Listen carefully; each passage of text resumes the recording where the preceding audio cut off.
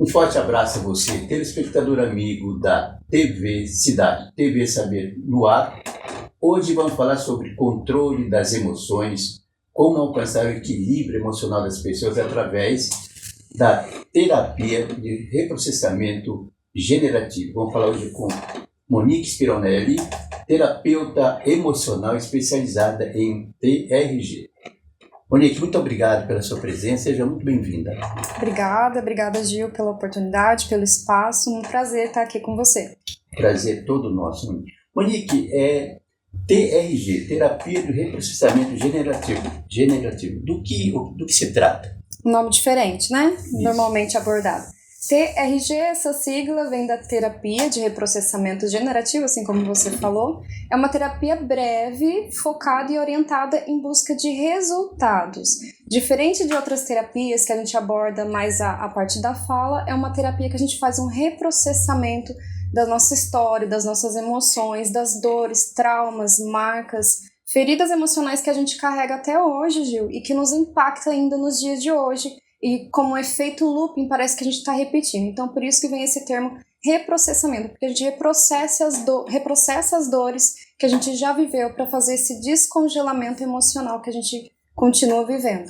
Na verdade, ela ajuda as pessoas a encontrarem um alívio, a cura para as suas dores emocionais. Sim, eu digo até que além do alívio, porque normalmente, né, eu gosto até do termo, quando a gente tem um espinho no pé, a gente não dá para ficar andando com o sapato e o espinho no pé ao mesmo tempo. A gente precisa ir na raiz emocional dessa dor. A gente precisa ir exatamente no ponto desse espinho para retirar esse espinho e tratar essa dor. Então, é assim que a terapia trata. A gente precisa ir na raiz do problema, ir na raiz emocional, onde tudo começou. E normalmente é na fase da infância, na adolescência que seja, mas principalmente nessa fase da infância, é onde a gente tem muitas informações no nosso inconsciente que acaba repetindo e vindo essas dores. Então, por isso que a gente vai na raiz do problema. Monique, como exatamente? Quem te procura, como é que se processa o primeiro encontro entre uma paciente e você? Na primeira sessão eu gosto muito de trabalhar a leitura corporal, que é onde eu já tenho informações sobre o cliente, mas na primeira sessão a gente já faz esse reprocessamento, a gente já começa a identificar. Quem me procura, Gil, são pessoas com ansiedade, medo constante, crise de pânico, depressão.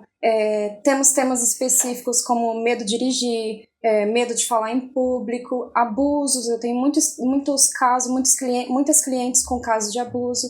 Então, são clientes que já vêm procurando se livrar dessa dor de alguma forma. Eu falo, né? A dor, ela tem pressa. Todo mundo que tem dor tem pressa de curar. Monique, é claro que, independente das pessoas, existem aqueles transtornos emocionais mais graves e mais leves. Sim. As respostas são diferentes? Não. Em termos assim, imediato, a curto prazo, a médio prazo? A abordagem é a mesma. A gente usa o protocolo, né, que são 5 fases, porém a abordagem para todos os efeitos, seja ansiedade, crise de pânico, depressão, um medo de dirigir, medo de falar em público, eu tenho questões com meu pai, de abandono, de rejeição, o protocolo é o mesmo. E com esse protocolo, com esse reprocessamento, a gente consegue atuar e ter muitos resultados positivos. Na verdade, as memórias, às vezes, do passado, elas influem muito de uma forma, às vezes, muito negativa nas pessoas. Isso é comum? Demais, Gil, demais. Eu gosto, né, vamos exemplificar. Por exemplo, uma mulher que cresceu num lar onde ela via a mãe dela ser violentada fisicamente ou emocionalmente que seja, ela vai registrando isso no inconsciente. O inconsciente da gente, ele registra não só 100%, mas como 400% do que acontece ao derredor. Então imagina o nosso cérebro reptiliano guardando esse tanto de informação. Quando ela cresce, que a gente tem o famoso termo dedo podre, o que acontece? Que é a repetição, né, que a gente fala que é o looping. O nosso inconsciente, ele é atemporal. Então, para ele não tem passado, nem presente, não tem passado e nem futuro. Ele continua no presente, continua acontecendo. Então, todas essas informações que ela registrou, que ela guardou na infância dela, ela começa a repetir. Então, fatalmente, né, existe uma grande probabilidade de ela ter vários relacionamentos tóxicos, que foi o que ela registrou e aprendeu de como que era o amor para ela. Quem te procura mais, homem ou mulher? Hoje, atualmente, eu tô atendendo mulher. Eu tive uma fase... Só mulheres. Eu tive uma fase que eu atendia mais adolescentes homens também. Agora eu tô focada mais para mulheres mesmo. E com relação, Monique, à faixa etária? Faixa etária eu tenho entre 20 a 50 anos, né? Tive com 18, 15 anos, 12 anos, mas hoje eu estou mais estabelecida entre 20 e 40 anos. Monique, de que forma a TRG pode amenizar os sintomas de transtornos de depressão, ansiedade e estresse? Desde a primeira sessão, Gil, a gente entende que tanto a depressão quanto a ansiedade são excesso de pressões, são como se a gente catasse uma mochila ao longo da vida e a gente colocasse uma pedrinha e a trajetória, né, a nossa caminhada aí ao longo da vida, a gente vai acrescentando pedras em cima de pedras. Então chega um momento na fase adulta onde acontece muito as crises de ansiedade, onde a depressão entra com mais peso, a gente não aguenta mais essa mochila. Então, desde a primeira sessão, a gente já consegue identificar situações, né, como a gente começa lá da infância, do que vem da onde vem essa raiz emocional da ansiedade, por exemplo. Monique, qual que é a diferença entre, por exemplo, uma terapia emocional e uma psicologia? A diferença da terapia emocional, que no caso é a TRG, que é o método que a gente aplica, é que a TRG não é uma terapia de fala, né? Você pode falar, existe esse ambiente, mas com o protocolo, com o reprocessamento, a gente não tem essa necessidade. Porque, Gil, muitas pessoas hoje têm dificuldade de chegar e falar sobre as suas dores. Principalmente os homens, por exemplo. Ele não quer expor, ou se tem um cargo, uma função, por exemplo, existem juízes, advogados, que quer que seja, ele tem dificuldade de, por exemplo, contar sobre um abuso que ele sofreu.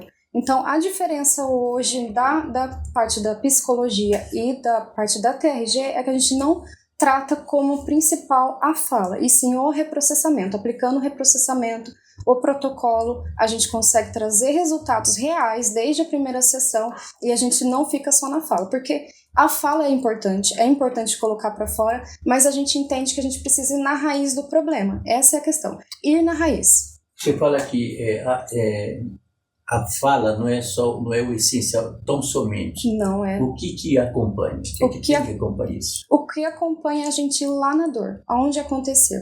A gente faz esse ciclo, que é repetir o ciclo, vivenciar o ciclo novamente através do reprocessamento com um profissional capacitado, né? Não é algo feito de qualquer forma. Através do protocolo, seguindo fielmente ele, a gente faz esse ciclo, repetindo esse ciclo, a gente consegue chegar na dor. E eu gosto de dizer assim, a gente não olha para aquilo e ressignifica. A gente olha ao ponto de olhar aquilo e ver e falar assim, isso não dói mais.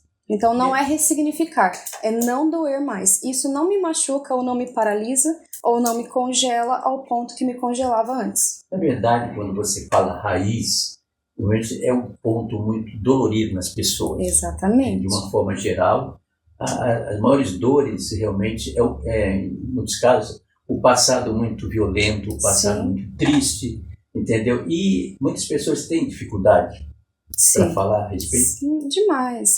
Na primeira sessão, normalmente, alguns casos, né, tem perfis, né, diferentes. Tem pessoas que na primeira sessão quer falar, quer colocar para fora, e tem outras que não conseguem falar. Então, através do reprocessamento do protocolo, a gente consegue acessar a dor sem que a pessoa fale, e ela consegue dissolver da mesma forma.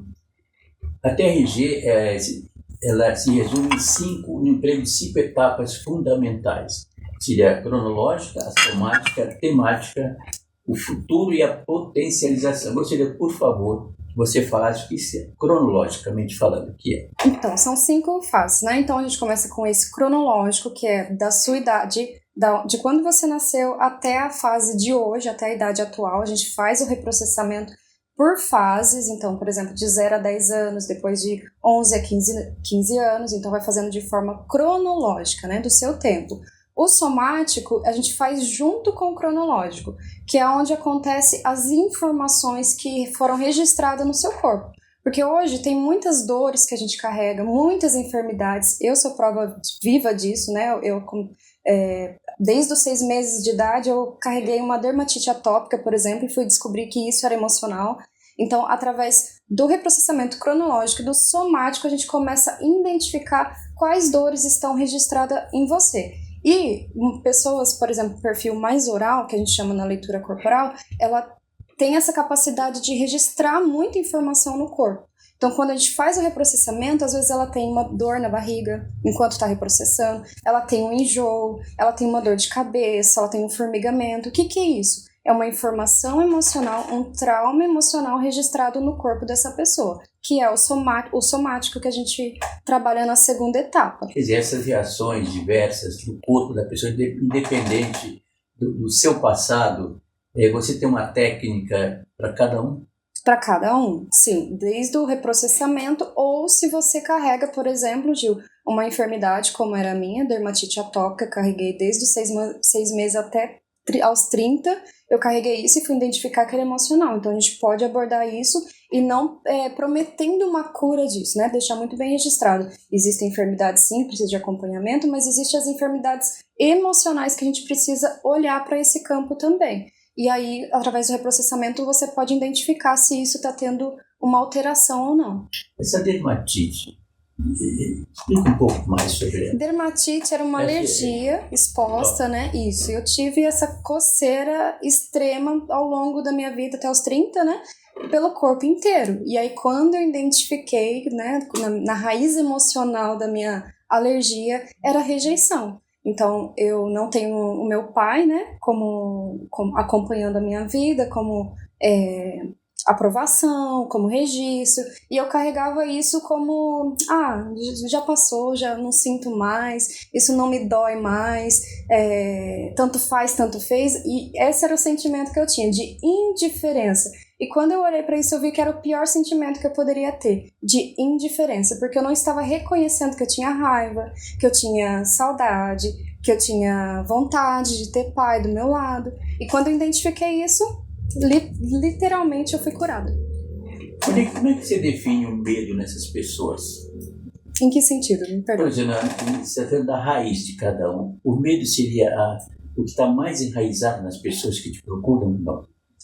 Na grande maioria, sempre tem uma ligação. Como se fosse, cada árvore tem um tipo de raiz. Sim, exatamente. Entendeu? Quem te procura é a mesma coisa? Todos estão ligados emocionalmente ao medo, né? Eu falo, a gente trabalha com sintomas. É ótima a analogia que você coloca, que é a árvore. Imagina uma árvore, ela tem frutos, ela tem flores, ela tem os galhos, ela tem toda a parte dela ali externa. Agora imagina se a gente não trata essa raiz. Então, o que a gente tem aqui são sintomas: medo, rejeição, ansiedade, depressão, tudo isso são sintomas. Agora, se a gente não olha para a raiz dessa árvore, se o fruto dela não está crescendo, não está desenvolvendo, se as flores dela estão com alguma praga, alguma coisa, a gente precisa tratar na onde? Onde que a gente precisa nutrir?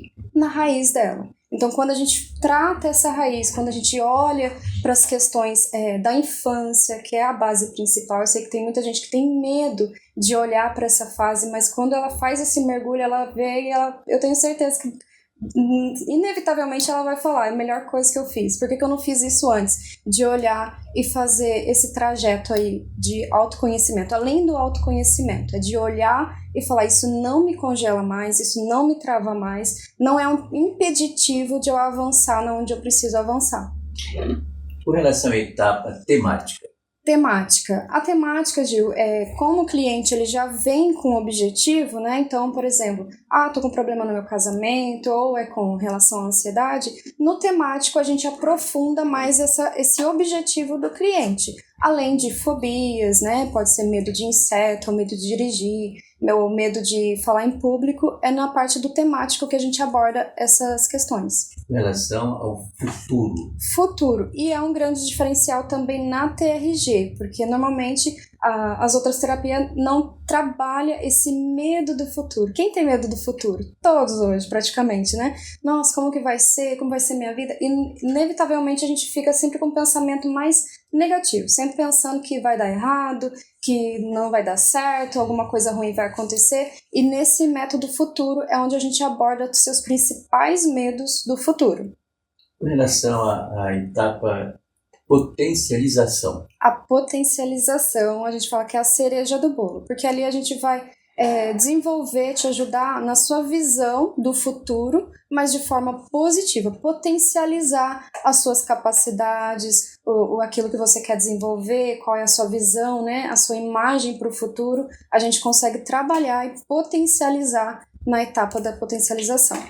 Monique, por exemplo, chega uma paciente sua hoje, vamos dizer, ela está num estresse elevado, ela está praticamente num grau dos mais sérios.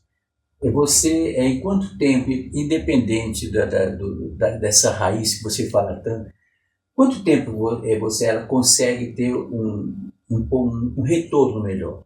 Um retorno na primeira sessão.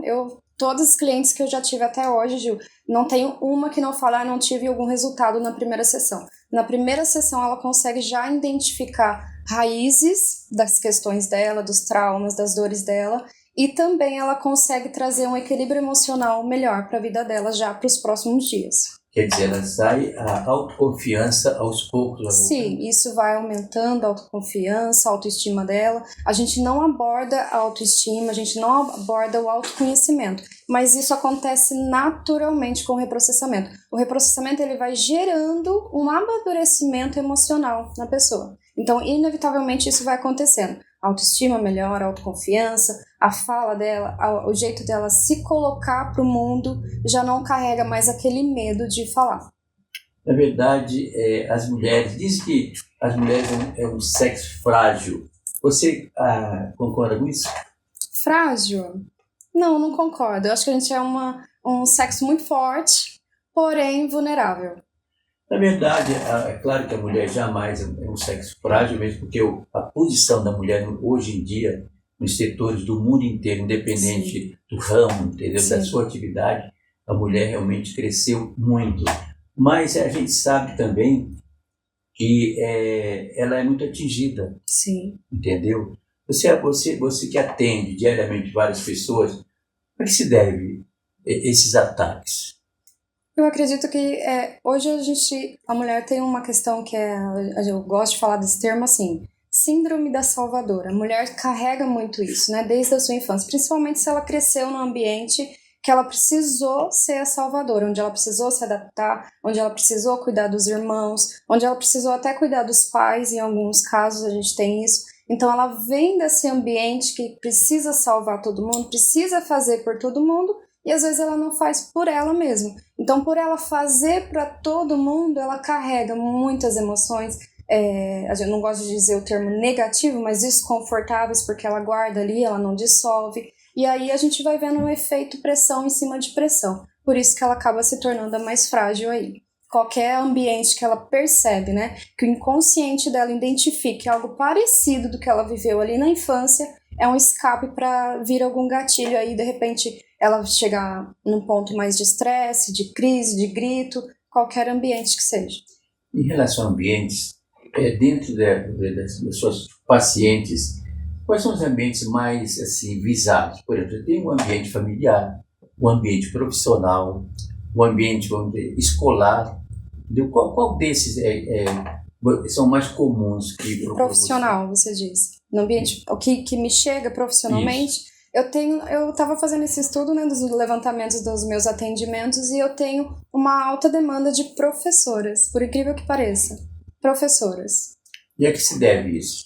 Olha, você já chegou a entender a razão? Sim, eu tenho muitas em processo, tem umas que eu já terminei, mas é mais na parte pessoal. Talvez essa carga emocional de atendimento com escola, de planejamento, ela acaba anulando muito a vida pessoal dela, onde ela acaba se ferindo mais. Então, quando chega no ápice de muita demanda escolar, vamos colocar assim, aí acaba vindo a ansiedade, a crise de pânico, alguma coisa, e é onde a gente acha que é o problema, né? Por isso que a gente não trata o problema real no momento. A gente trabalha desde a infância, a gente vai lá no passado, sim, porque não é só aqui. Existe uma história por trás de tudo isso, e aqui foi só a última gota no copo para poder transbordar. Monique, qual o caso, assim, um dos casos mais sérios, mais graves que você recebeu e que você teve assim, um retorno dos melhores? Olha, Gil, não é só um, mas Sim. assim, os que mais me tocam e que eu fico muito feliz com o resultado são de abusos. Porque são abusos entre familiares, né? Normalmente acontece com padrasto, já teve situações de pai, e eu ver a melhora na minha cliente, de ela conseguir falar sobre aquilo depois de reprocessar, de ela ser até um motivo de testemunho dentro do ambiente de relacionamento dela, de ela conseguir ajudar outras pessoas com isso, isso para mim é muito gratificante. Então, quando um leque maior que eu tenho, né, de clientes em questão de abuso, e quando eu vejo esse retorno, para mim, enche meu coração mesmo. Monique, sabes que, de uma certa forma geral, o índice de divórcios e desquites é muito grande. Sim. Não só aqui no Brasil, em muitos países. Como é que muita gente procura, muitas mulheres, com relação a esse tipo de problemas? Sim, prestes a divorciar. E já tenho casos que reataram, reestruturaram, se reconciliaram. E eu vejo isso como uma demanda também da cultura que a gente vive hoje. Até dessa questão, né, da mulher ser frágil ou não, mas no sentido de que hoje eles querem muito performar a mulher, quer tirar muito a mulher do ambiente. Foi se tirado também a mulher do ambiente familiar, da feminilidade dela, de cuidar da casa. Eu acho isso muito importante. Não que você não possa crescer profissionalmente, destravar, desbravar, né? Enfim, profissionalmente você pode tudo isso. Mas a gente não pode esquecer dessa parte feminina da mulher também, de estar com sua família, de estar com seu marido, de cuidar dos seus filhos. Esse é um papel importantíssimo, eu acho muito valioso. Essa foi a minha trajetória. Pela terapia, é reanalisar, é fazer um giro mesmo de 360 e ver a importância do que era a minha família, do que era o meu filho, do que era o meu casamento, para eu poder viver uma nova fase. Então, eu acredito que tenho essas demandas, né, de divórcio e acaba tendo reconciliação, mas se vem muito também porque a mulher está deixando de olhar para o lar dela, e não aqui como uma forma negativa de que a mulher tem que ficar limpando casa e só marido. Não é isso que a gente está conversando, né, Gil? Mas é no sentido que ela tem um papel importante, assim como o homem tem um papel importante e o seu papel como homem, a mulher também tem esse quesito de guardar a sua casa. Monique, as suas pacientes, por exemplo, chega uma paciente no seu primeiro atendimento, a postura dela é uma, você, o dever de casa, a lição de casa, olha, a partir de hoje você vai ter que agir dessa maneira, com uma qualidade de vida, elas obedecem? Temos lições de casa que eu acho muito importante no processo terapêutico, né? Se você está passando por um processo terapêutico, isso é importantíssimo, ter dever e cumprir com esse dever, porque às vezes a gente só recebe a lição e não aplica e depois fala, não está acontecendo nada. Mas eu digo assim, que na primeira sessão ela chega com uma fisionomia, né? Visualmente ela está com o olhar, ela está com o semblante, e antes de terminar a sessão ela já está com outro, e isso vai acontecendo nas próximas sessões também. Até a postura, eu falo, né? A mulher começa a se levantar, isso sem ela perceber, e muitas vezes eu mesmo faço isso. Falo, você está se vendo? Olha para você, faz essa análise de como você começou e como você está agora, e elas mesmas conseguem identificar. E a sua satisfação perante uma melhora de uma paciente sua? É total, né? Não tem como, né? Alegria, eu acabo... a gente não tem essa relação, né, de totalmente íntima, mas não tem como não participar da vida de cada uma. E isso enche o coração da gente, valida e só reafirma a missão que a gente tem aí de estar ajudando muitas mulheres. Evidentemente que num primeiro encontro, muitas dessas mulheres, elas chegam um pouco retraídas, entendeu? Então, aos poucos, essa confiança vem surgindo e isso vai facilitando. Sim, como eu coloquei, né? Tem sessões, na primeira sessão tem mulheres que nem conseguem falar. Então eu trabalho o protocolo ali sem problema nenhum, que é o objetivo, mas quando a gente vê ela nas próximas sessões, ela já quer falar. Eu falo, vamos voltar pro protocolo, porque a gente precisa ir aqui, buscar resultados. Cliente quer resultado, então a gente trabalha o protocolo. Monique, eu quero parabenizar você pelo seu trabalho, é um trabalho de extrema importância, entendeu? Sobre todos os aspectos, sobre todos os âmbitos. Eu gostaria, para finalizar, que você deixasse uma mensagem para quem nos assiste. Ok. Eu gosto da analogia, Gil, de se uma casa estiver pegando fogo, né? Eu gosto muito de abordar isso com as minhas clientes mesmo e trago aqui para você hoje. Se uma casa estiver pegando fogo e você tivesse que escolher para salvar 5 pessoas, quais seriam essas 5 pessoas? Pensando rapidamente, talvez pai, mãe, filho, marido, uma amiga, um amigo, não sei. Mas se dentro dessas 5 pessoas não estiver o seu nome, fatalmente todo mundo vai morrer. Todo mundo vai morrer, porque se você não estiver nessa lista, se você não se salvar, se você não cuidar de você, se você não der essa importância para a sua saúde mental, assim como você cuida do seu físico, assim como você cuida do seu sono, assim como você cuida da sua alimentação, fatalmente você vai morrer. A saúde mental é importante para você, é importante para o seu futuro, é importante para a sua geração, para os seus filhos, se você tem filho.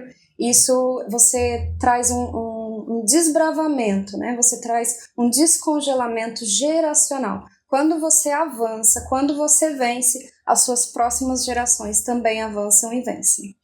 Como e onde encontrar você?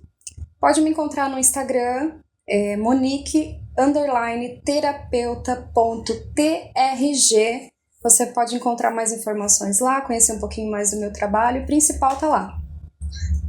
Monique, mais uma vez, muito obrigado. Eu que agradeço. Espero que futuramente você retorne e que você realmente a cada dia atinja um sucesso ainda muito maior. Eu que agradeço mais uma vez, agradeço a oportunidade, é um prazer imenso. Parabéns pelo espaço, parabéns por dar a oportunidade para a gente trazer não só conteúdo, mas conhecimento para as pessoas também, para elas poderem acessar livremente e poder avançar também. Parabéns. Muito obrigado, nós é que agradecemos.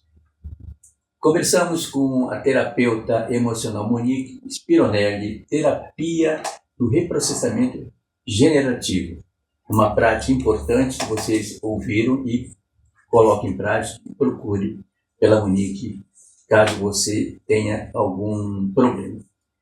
TV Saber chega ao seu final, agradecemos o carinho da sua atenção, da sua audiência. Estaremos de volta na próxima semana.